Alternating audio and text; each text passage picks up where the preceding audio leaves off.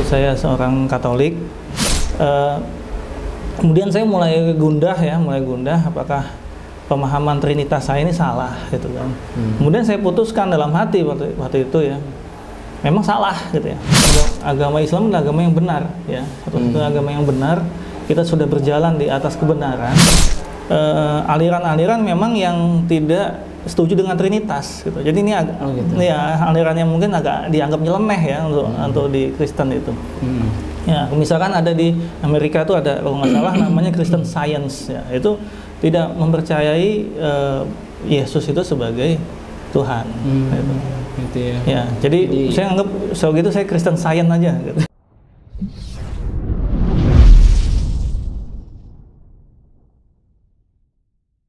Assalamualaikum warahmatullahi wabarakatuh. Bersama kami lagi pada channel Ngaji Cerdas. Insya Allah mencerdaskan umat. Baik. Alhamdulillah pada kesempatan hari ini kita sudah bersama tamu kita di channel Ngaji Cerdas bersama Mas Budi ya. Mas Budi siapa? Budi Kristianto. Budi Kristianto, Masya Allah ya.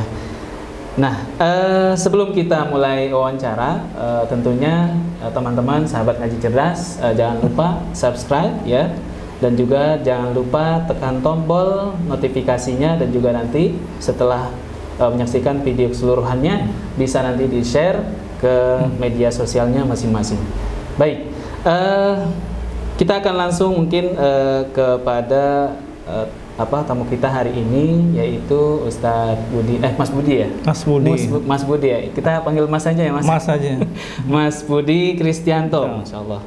Nah, tentunya dengan tema ngobrol bareng dengan mu'alaf ya. Nah, ternyata Mas Budi Kristianto ini adalah seorang mu'alaf yang alhamdulillah berdasarkan cerita sebelumnya atau informasi sebelumnya, kita sudah baca beliau adalah juga aktif menulis beberapa artikel tentang Islam ya. Nah, kita mau bincang-bincang dulu dengan beliau, Mas Budi Kristianto. Pertama yang ingin saya tanyakan nih Mas Budi Kristianto, sewaktu masih di agama sebelumnya, apakah Mas Budi termasuk orang yang taat beribadah di agama sebelumnya? Ya, Bismillahirrahmanirrahim. Assalamualaikum warahmatullahi wabarakatuh. Waalaikumsalam warahmatullahi wabarakatuh. Asyhadu alla ilaha illallah wa asyhadu anna Muhammadar Rasulullah. Allahumma sholli ala sayyidina Muhammad wa ala ali sayyidina Muhammad. Ya, terima kasih atas undangannya ya dalam wawancara ini ya.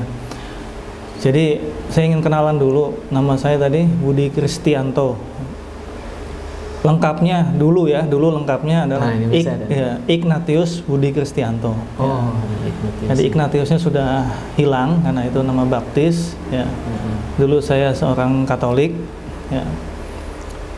Kalau ditanya tadi saya seorang Katolik yang taat atau bukan, saya bisa bilang bukan ya, bukan. Kenapa bukan? Karena perjalanan hidup saya waktu masih di Jakarta dulu itu masih kecil ya, masih terakhir itu SD kelas 3 menjelang SD kelas 3. Nah kemudian saya pindah ke kampung di Jawa ya, ikut dengan bude saya. Nah bude saya ini sama seorang Kristen juga ya, cuman kalau di kampung itu SD ya, sekolah SD itu tidak ada guru agama lain, hanya guru agama Islam aja.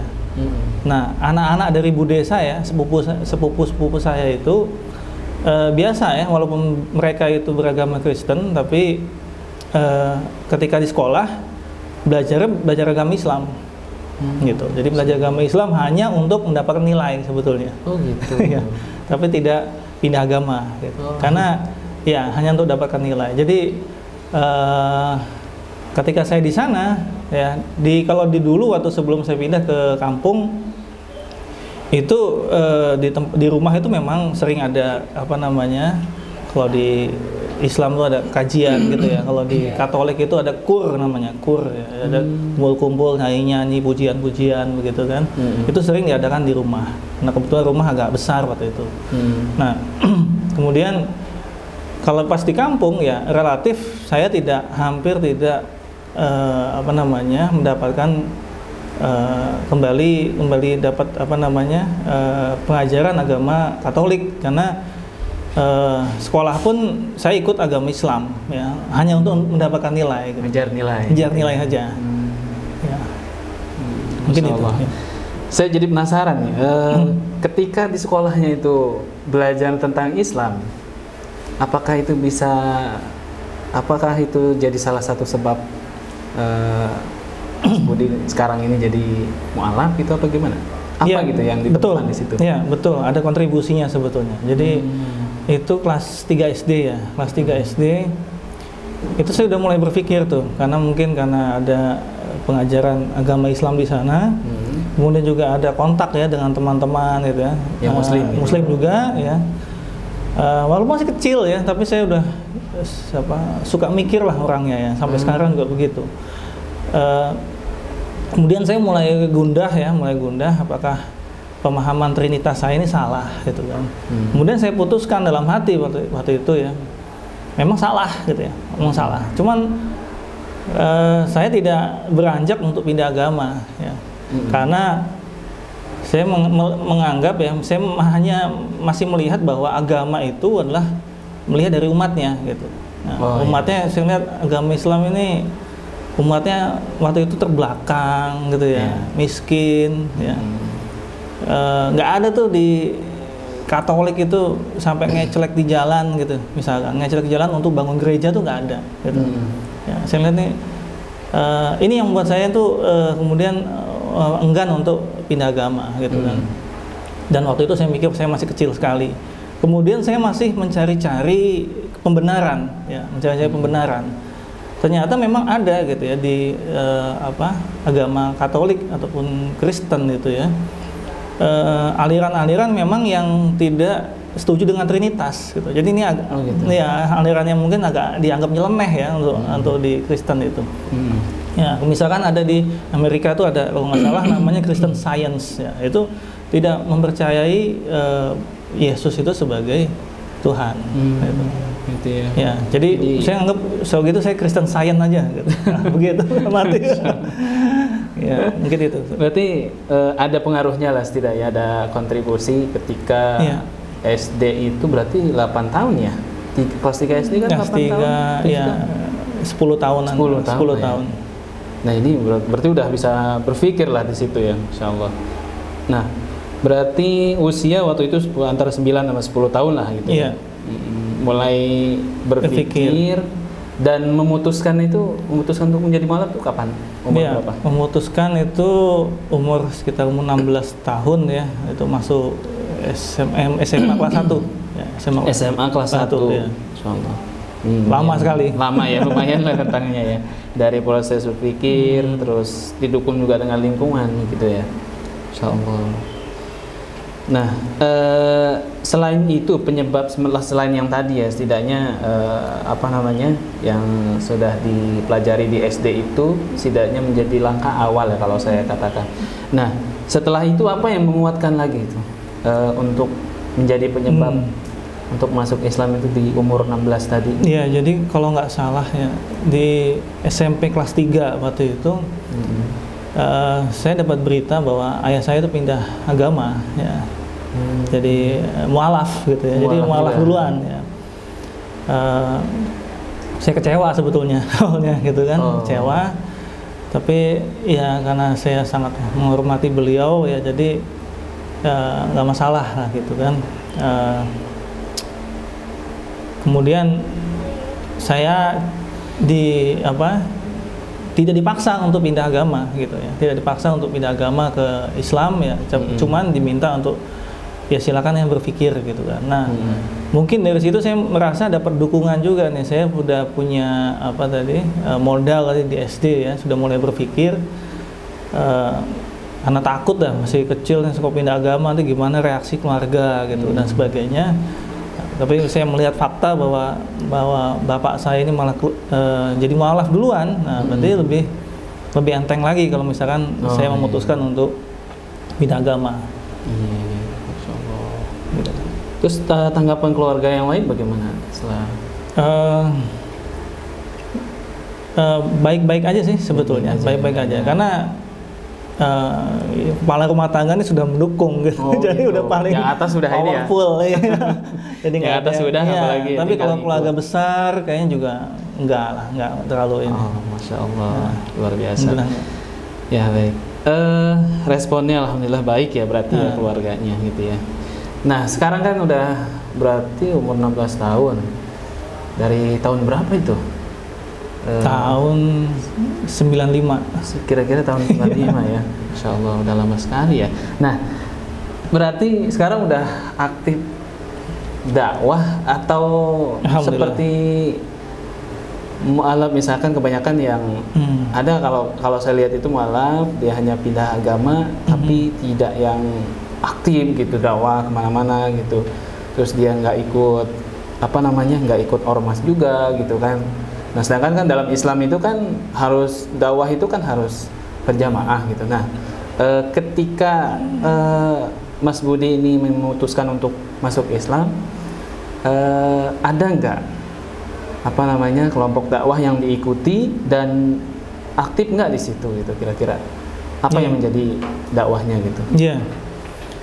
Jadi di awal-awal belum ya, saya belum menemukan belum punya semangat untuk aktif ya masuk dalam sebuah kelompok dakwah, belum ada. Hanya sekedar masih mempelajari agama Islam saja. Gitu. Cuman ada ketika masuk menjelang lulus kuliah waktu itu di Surabaya. Itu saya tertegun ya dengan ucapan dari teman kuliah saya itu bahwa Islam ini sebetulnya punya kepemimpinan yang satu gitu ya. Umat Islam ini seharusnya ini tidak seperti ini gitu kondisinya gitu, ketika umat Islam ini bersatu. Nah itu kemudian langsung saya otomatis flashback dengan ingatan saya di zaman-zaman SMP dulu ya, sebelum saya pindah ke agama Islam. Itu saya dapat selentingan omongan dari teman-teman saya itu bahwa itu kok bisa ya ada gereja Katolik itu berdiri megah ya, tiba-tiba gitu ya, tanpa ada pengumpulan dana gitu kan. Kalau di Islam itu kan biasanya nyari-nyari dana di jalan segala macam ya. Ini megah gitu. Kemudian mereka menggunjing bahwa wah itu dana ini mungkin dari Vatikan gitu. Saya malah bangga gitu, digunjing seperti itu malah bangga. Kenapa? Karena Vatikan yang jauh dari di Italia sana, di Roma sana, itu bisa mengurusi peribadatan yang ada di Indonesia gitu. Nah, luar biasa. Nah, ini begitu saya juga merasakan bahwa umat Katolik ya adalah umat yang solid ya, umat yang solid karena ada satu pemimpin gitu. Yaitu ya Paus ya. Iya, Paus. Nah, Paus itu ada di Vatikan itu. Adalah hanya mengurusi masalah peribadatan. Nah, kemudian ketika menjelang lulus kuliah itu, saya tertarik itu dengan apa yang dikatakan sama teman saya itu. Makanya kemudian saya mulai ngaji di situ ya. Islam ini harus bangkit lagi, tegak lagi nih. Ya, dengan adanya satu kepemimpinan gitu. Nah, ini pasti inilah jadi solusi tunggal ini bagi kita nih membangkitkan umat dari keterpurukan yang selama ini kita alami gitu ya. Jadi Mas Budi melihat Islam ini terpecah gitu ya. Betul. Terpecah, masih belum ada satu kepemimpinan gitu. Dan ini menjadi aktivitas dakwah Mas Budi sekarang ya, untuk mengajak kepada kepemimpinan Islam yang satu itu. Betul, gitu. Ya. Insya Allah. Nah, berarti memang luar biasa ya kepedulian kita nih harusnya lebih ini ya terhadap umat ini gitu ya. Ini motivasi buat kita nih sahabat ngaji cerdas yang dirahmati Allah. Nah ini Mas Budi ini Masya Allah seorang mualaf yang memang tadi ya konsen di dakwahnya yaitu untuk menyatukan umat di satu kepemimpinan. Ya tentunya seperti yang dicontohkan oleh Khulafaur Rasyidin ya, yang kalau kita flashback ke sejarah gitu ya, sejarah kepemimpinan Islam. Alhamdulillah tadi kita sudah dengarkan ya penjelasan dari Mas Budi. Nah, Mas Budi ini ada tips nggak buat sahabat ngaji cerdas supaya lebih kuat lagi, lebih greget lagi dakwahnya? Dimana tadi Mas Budi kan konsen di bagaimana mengajak kaum muslimin itu di bawah satu kepemimpinan seperti halnya orang non muslim ya, Katolik. Nah, orang Katolik di situ. Nah, untuk tips untuk teman-teman ngaji cerdas nih mengenai hal itu gitu. Di mana tadi juga ada satu poin lagi, kalau yang saya tangkap tadi, proses berpikirnya itu kan dari awal sekali ya, umur 9 sampai 10 tahun tadi ya. Itu silahkan mungkin bagi Mas Budi. Iya, bagi teman-teman ngaji cerdas ya, walaupun jalan hidupnya tidak seperti saya yang lahir mungkin dari keluarga yang bukan Islam gitu ya, dari Katolik. Setidaknya kita nih sudah berislam, kemudian kita mereview kembali kenapa kita berislam gitu ya. Tidak harus jadi mualaf gitu ya. Kita harus yakini bahwa agama ini adalah agama Islam, adalah agama yang benar ya, satu-satunya agama yang benar. Kita sudah berjalan di atas kebenaran ya. Kemudian